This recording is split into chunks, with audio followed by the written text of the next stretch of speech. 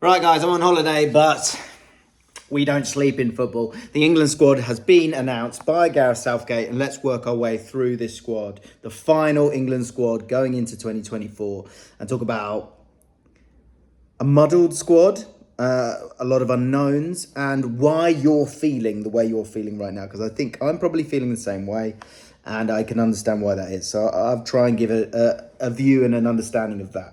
So let's talk about the goalkeepers. We'll work our way through to the forwards. Dean Henderson, Jordan Pickford, Aaron Ramsdale. I think, Aaron Ramsdale, with the lack of games that he's played, I think that is somewhat of a concern. It would be interesting to see who would be the number two when it comes to these guys. Probably is Ramsdale, just about, but Dean Henderson has been in great form. Jordan Pickford has been in fantastic form as well. So that's all good. Let's get the goalkeepers out of the way. Defenders is where it gets interesting, slightly confusing, but I think the thing with all of this squad is a couple of things. Loads of different profiles here, but also it's one where I think with some of these players, it's a much of a muchness.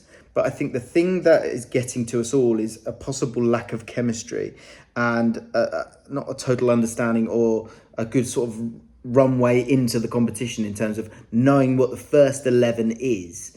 And I think Southgate has therefore gone for so many different profiles here. And I think, to be fair to Southgate, brave decisions throughout. And one where, you talk about kind of having your favourites or being a bit too loyal. I think there is a logical reason behind every single pick that he's gone through here. Do I agree with all of them? Probably not, but I get it, right? And some people, I think, are in this squad because of injuries. So Lewis Dunk, Joe Gomez, let's make our way through. Lewis Dunk, I think, is very fortunate. I think if he is a 23 or 24-year-old, and it's about his ability right now and not maybe the experience and the leadership that he brings. Stinks of a Connor Cody one for me, if you know what I mean, where he's going to be in the squad. And look, he's a big unit. I think set pieces are obviously always important, and Harry Maguire is obviously a big omission, which we've got to talk about the omissions as well. Harry Maguire doesn't make it because he's not fit, and it's as simple as that. And I think Lewis Dunk has probably got in because of that. It would have been between the two of them. And look, there's a lot of right backs there, and the haters will kind of go on about that. But again, there's reasons, I think, for it. I think Joe Gomez is fortunate. The reason he's fortunate is because we don't have that many left backs, and he's actually probably the third choice left back, because you're going to have Kieran Trippier, who's going to go as a left back. You've got Luke Shaw, who Southgate has said is going to be possibly available for the second group game, which again isn't ideal. But I think he wants to play Luke Shaw and he wants to give him as much of a chance as possible. But if you've got Luke Shaw, who's had problems with injuries, and you've got Kieran Trippier, who's had problems with injuries, you need that third left back. Could that have been Levi Colwill? I think it maybe could have been. But he's gone with Joe Gomez, and I'm fine with it. I think he's had a really strong season for Liverpool. I think he's a steady player. But again, in terms of the pit of our stomach here, back in August of this year, or even 4 months ago, there's so many names on here that you don't think are going to the Euros. Joe Gomez, I think, is certainly one of those, and I think because of the problems with left back, that's why he's made it through. Mark Gay, I think he'll probably start, and it's going to be him and John Stones. Ezri Konsa has had a really great season, and I think a lot of people turn their nose up at him. I don't think that's fair. He's probably our fifth. We've got 5 right backs, but he's probably not going to play there. Also, if you want to go to a back 3, you can do that with Ezri Konsa in a different way. Obviously, a lot of right footers there, and that's a problem. And it's a weird thing that's happened in the past with England as well. Kyle Walker's in the squad. Luke Shaw we've spoken about in terms of they're just trying to give him as much time as possible. But when he is fit, he is a great left back for us. So if we can get to the quarterfinals, and by this point he's now played 2-3 games. It is the one risk that Gareth Southgate said himself that he thinks is worth taking. I get it. I don't think there's no perfect world here. I think because there's a lot of players here that have had injury problems this season or form problems this season. John Stones obviously has to go. Kyle Walker obviously has to go. And it's going to be interesting to see what that back 4 is. Midfielders. Now, you've got, I think, when it comes to the midfield, it's definitely Bellingham. It's definitely going to be Declan Rice. Who's going to be that third player? And I think if you're being pragmatic, which is normally what we see with Southgate, I think it's going to end up being a double pivot there. So who's playing alongside Declan Rice and Bellingham there? Bellingham probably being that 10. I mean, even on here, you've got him as one of the forwards instead of the midfielders. What I do like, and again, I think this is the road that Southgate has gone down. Hands have been slightly forced, but I think it's about options. It's about contingency plans. Trent Alexander-Arnold is very different to Kobbie Mainoo. And then both of them are very different to Conor Gallagher. And then Adam Wharton, again, is a very, very different profile. Incredible that Adam Wharton is in there, obviously. I think Curtis Jones is one of those ones where Kobbie Mainoo is probably at this moment in time better than him. And Adam Wharton offers something very, very different at the base of that midfield. So I get it. I think it's the midfield I probably would have picked as well. And I'm intrigued to see where Trent Alexander-Arnold plays and if he does play. Now into the forwards.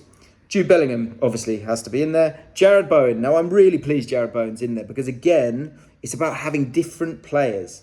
And Jarrod Bowen can play as a striker if you need him to. You're not going to need him to because you've got 3 strikers in here. But Jarrod Bowen offers something different. Sort of rhythmically when it comes to the game.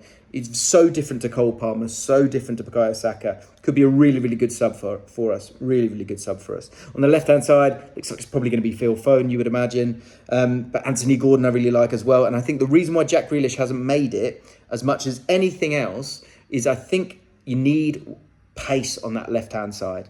I really think they need that. And I think with the season that he's had, the lack of games that he's had, I think it's a risk. And I think, again, I think his hands are tied a little bit in the sense that in a perfect world, he doesn't have to take Joe Gomez because you've got 2 fullbacks and everything's fine, everything's working. And then that allows one more player. And I think that one more player could well have been Jack Grealish because he wins fouls. He's a great player. And people kind of pushing this idea about how he's fallen off. I'm not sure I'm really having that. I think he's not had the same amount of opportunity. And again, he's a very different profile to someone like Doku, who's played, or the different systems that Pep wants to play as well. Tough time for Jack Grealish, but still a phenomenal player. And I was shocked, absolutely shocked that he's not made it. Anthony Gordon, delighted for him. I think he could have an enormous impact in this tournament. Cole Palmer had to be there. Bukayo Saka, of course, had to be there. And then you've gone 3 forwards. And Eze, of course, I've got to talk about my boy. I didn't think he was going to make it. I had Jack Grealish in there. But I think he's just been phenomenal, hasn't he? And I think if you're going to need someone on that left-hand side as well, as another guy who can play on that left-hand side, or be a 10 as well, Southgate has been brave enough to go with not the player that plays for the big club. You've gone for Eberici, Eze. And I'm absolutely thrilled for him. Absolutely thrilled for him. And again, could have huge impacts. Not going to start the games, but in terms of the substitutes bench, he could come on and really utilise that composure he has and that ability to dribble with the ball. I think I'm delighted for him. Absolutely delighted for him. Front 3. I thought they would take 3. I think it was the right decision to take 3 because if you're going to change the game, you need to go and score goals. Ollie Watkins, Ivan Toney, and of course, Harry Kane. 3 different types of players again. And again, you go through the whole squad. The bulk of these players are all very, very different. Is that a good thing or a bad thing? I don't think we'll know that at the end of the tournament. And that feeling that everyone's got, right? I think my gut is going here. This could be a disaster. It could. It could be an absolute disaster. I'm intrigued to see how we're going to play. And I think the feeling that we're having here is we're thinking things could go wrong because we've got nothing to look at. We don't really know what the starting 11 is, or he hasn't put it out there for all to see. He hasn't been able to get them on the pitch. The defence is not as secure in terms of experience, in terms of those key positions. But if you go through that squad and go, who's in form and who's not in form, actually there's a lot more players who've had a great season and are in form than those that aren't. I think there's only a few that you go, you've not had a great year. Ramsdale, Dunk. I think Trippier's had a bad year overall, you would say. That midfield, Trent, when he's been fit, it's been brilliant. Wharton, Mainoo, Rice, Gallagher, all had strong seasons. Bowen's had a great season. Eze, Foden, Gordon, Kane, Palmer, Saka. I think Ivan Toney hasn't, and it's maybe a bit fortunate, but it's a profile that you want with a big guy up top.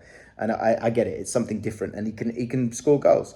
So overall, I feel a bit icky about it. But the reason we feel icky about it is because the chemistry is low. And the chemistry is low because the team has changed so much. Because he hasn't been, due to circumstances sort of against him. That feeling, will that transmit to that group And can he figure out that starting 11? Let me know in the comments down below your starting 11. We'll talk about that one on another video. But overall, I think he's shown that he makes the best decisions in his mind from the information he has, instead of any kind of bias towards anything else. And I think that I can absolutely respect. Big decisions with big players not making it. Branthwaite as well. I think him saying it's a little bit too early for him. I said that myself, but yeah. I think it's one where we're not thrilled by it, but we're going to have to get on with it. Let me know what you think.